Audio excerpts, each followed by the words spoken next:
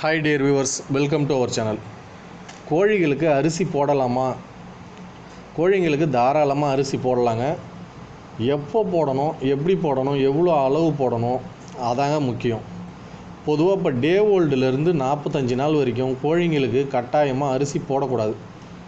குறிப்பாக ப்ரூடிங் டைமில் அரிசியை அதுக்கிட்ட நம்ம போட்டுட்டோம் அப்படின்னா அதுக்கு செரிமான பிரச்சனை கட்டாயம் ஏற்படும். அதோட விட்டமின் குறைபாடும் ஏற்படும். அப்படி விட்டமின் குறைபாடு ஒரு கோழிக்கு ஏற்பட்டது அப்படின்னா ரெக்கையை தொங்க போடும். அப்புறம் கோழியோட ஆக்டிவிட்டி குறையும். ஆக்டிவிட்டி குறைஞ்சிடுச்சு, ரெக்கையை தொங்க போட்டுடுச்சுன்னா தீவனம் அடுத்த கட்டம் எடுக்காது, அப்புறம் இறக்க நேரிடும். அதெல்லாம் நம்ம தவிர்க்கணும்னா முதல் 45 நாளைக்கு அரிசியை போடாமல் இருக்கிறது தான் ஒரு சிறந்த வழியாக இருக்கும். அப்போ எப்போ தான் அரிசி போடலாம் அப்படின்னு பார்த்தீங்கன்னா, ஒரு 40 நாள் கழித்து கோழிங்களை நம்ம மேய்ச்சலுக்கு விட்டுருவோம் இல்லைங்களா. 30 நாள் வரைக்கும் ஒரு கூண்டில் வச்சு ஒரு காக்கா பருந்து தூக்காமல் நம்ம காப்பாற்றுவோம்.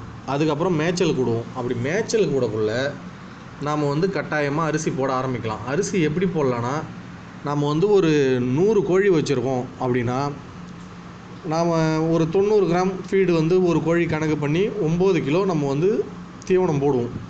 அப்போ அரிசியும் 9 கிலோ போட்டுடலாமா, வேலை முடிஞ்சிடும்னு பார்த்தீங்கன்னா 9 கிலோ அங்கே போடவே கூடாது. இந்த இடத்துல தான் நம்ம தப்பு பண்ணுவோம்.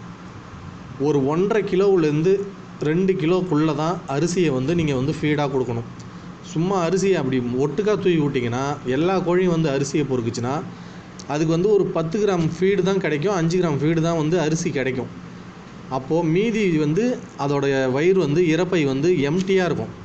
அப்போ அது பசினால் என்ன பண்ணும், போய் குப்பையை கலரும், புழுப்பூச்சி சாப்பிடும், தாவரத்தை சாப்பிடும். அதுக்கு தேவையான ப்ரோட்டீன்ஸு, விட்டமின்ஸு எல்லாமே அது கிடைக்க ஆரம்பிச்சிடும். ஆனால் ஒன்ஸ் நீங்கள் அரிசியை போட்டு வயிறை ரொப்பிட்டீங்க அப்படின்னா அது இறைய தேடாது, ஒரு இடத்துல உக்காந்துரும். கோழியை பொறுத்த வரைக்கும் 24 மணி நேரமும் நடந்துக்கிட்டே இருக்கும். நீங்கள் நல்லா கவனித்து பாருங்கள். ராத்திரி அது அடையிறதுக்கு முன்னாடி பொழுதே வரைக்கும் கோழி நடந்துக்கிட்டு தான் இருக்கும். அப்படி உக்காந்தாலும் ஒரு இடத்துல 10 நிமிஷத்துக்கு மேலே உட்காராது, திரும்ப எழுந்து நடக்கும். அப்போ தான் அதுக்கு செரிமானம் ஆகிக்கிட்டே இருக்கும். கறி இருகல் தன்மை வரும், ருசி நல்லாயிருக்கும். நீங்கள் கிராமப்புறங்களில் பாருங்கள், புறக்கடப்பு வளர்ப்பில் சும்மா காலையில் கோழி போகுது அப்படின்னா சும்மா 4 அரிசியை தூக்கி விட்டு அவங்க வேலையை அவங்க பார்ப்பாங்க. மீதி அது எட்ட போய் பொரிக்கும். அந்த மாதிரி தான் அரிசி கோழிங்களுக்கு போடணும். சில பேர் என்ன பண்ணுறாங்க, சாதமாக போடலாமான்னு கேட்குறாங்க. சாதம் தாராளமாக கோழிங்களுக்கு வடித்து போடலாம். அப்படி போடக்குள்ளே என்ன பண்ணணும், தவிடியோ இல்லை புண்ணாக்கியோ அது கூட சேர்த்து ஊற வச்சு நம்ம பிசைஞ்சு போட்டோம் அப்படின்னா அதுக்கு தேவையான மினரல்ஸ் அதுக்கு ஓரளவுக்கு கிடைக்கும். தவிடு சேர்த்து போடக்குள்ளே கொத்திக்கிற பிரச்சனையோ முடிய பிடுங்குற பிரச்சனையோ ஓரளவுக்கு நம்மளுக்கு இல்லாமல் இருக்கும். ஏன்னா கோழிங்களை அதிக எண்ணிக்கையில் வளர்க்கக்குள்ள நம்ம உணவு பற்றாக்குறை ஏற்படுதுன்னா கோழிங்க முடிய பிடிங்கிற இயல்பு சாதாரணமாகவே அதுங்கக்கிட்ட இருக்கும். அப்போது எந்த கோழிக்கு போடக்கூடாது, இப்போ எப்படிலாம் கோழிங்களுக்கு தீவனம் போடலாம் அப்படின்னு பார்த்தோம். இப்போ எந்த கோழிக்கெலாம் போடக்கூடாதுன்னு பாருங்கள். கட்டாயமாக ஒரு கொட்டா போட்டு உள்ளே ஃபின்ச்சிங் போட்டு முட்டை கோழியாக வச்சு வளர்க்குறீங்க, தாய் கோழியாக வச்சு வளர்க்குறீங்க. கோழியை நம்ம மேய்ச்சலுக்கெலாம் விடலை, கொட்டா உள்ளேயோ இல்லை கூண்டு உள்ளேயோ வளர்க்குறோன்னா அந்த கோழிங்களுக்கு கட்டாயமாக அரிசியோ இல்லை சாதமோ போடாமல் இருக்கிறது நல்லது. நீங்கள் என்னைக்காவது ஒரு நாளைக்கு தீவன செலவு குறைக்கிறதுக்கு வாரத்தில் ஒரு நாள் சாதமாக கூட போட்டுடலாம். ஆனால் கட்டாயமாக அரிசியை போடக்கூடாது. அப்படி போட்டிங்கன்னா செரிமானம் ஆகாது.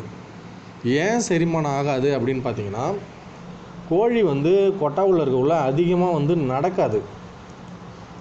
அதிகமாக அது நடக்காதனால இறப்பையில் அந்த அரிசி தங்கிக்கிட்டே இருக்கும். செரிமானம் ஆன மாதிரி தான் தெரியும்.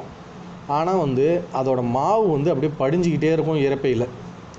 அந்த மாவு படிஞ்சிக்கிட்டே வந்ததுன்னா அது 4 இடத்துல பூச்சி வச்சிரும். அப்படி இல்லைன்னா இறப்பையில் ஒரு சின்ன சின்ன செரிமான பிரச்சனை ஏற்பட்டு ரெக்கையை தொங்க போட ஆரம்பிச்சிடும்.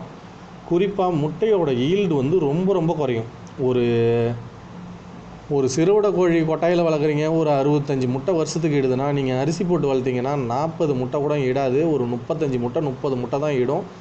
அதுலேயே பாதி கொழுப்பு கட்டிக்கும், அந்த பிரச்சனைலாம் வர ஆரம்பிச்சிடும். அதனால் அரிசியை தவிர்க்கிறது நல்லது கொட்டகா முறையில் வளர்த்தா. இதுதாங்க.